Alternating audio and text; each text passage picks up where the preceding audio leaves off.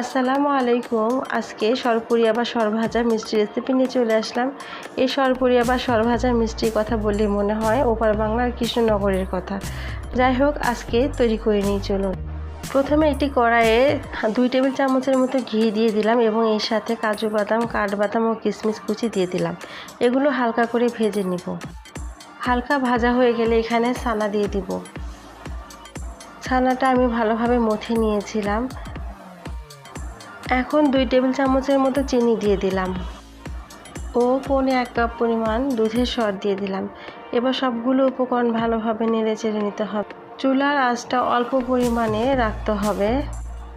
এটা ঘন থকথকে হয়ে আসবে এবং অনবরত নাড়তে হবে, তা না হলে পুড়ে যাবে। ধীরে ধীরে এর কালার চেঞ্জ হয়ে আসবে। এটা আস্তে আস্তে পাত্র থেকে উঠে আসবে, তখনই বোঝা যাবে এটা হয়ে গিয়েছে। এখন একটি প্লেটে ঘি মেখে মিষ্টিটা ছড়িয়ে দিতে হবে। এখন এটিকে ঠান্ডা হওয়ার জন্য কিছুক্ষণ রেখে দিব। ঠান্ডা হলে মিষ্টিটা কেটে নিব। প্রায় আধা ঘন্টা পরে চলে আসলাম। মিষ্টিটা ঠান্ডা হয়ে গিয়েছে, এখন কেটে নিব মিষ্টিটা।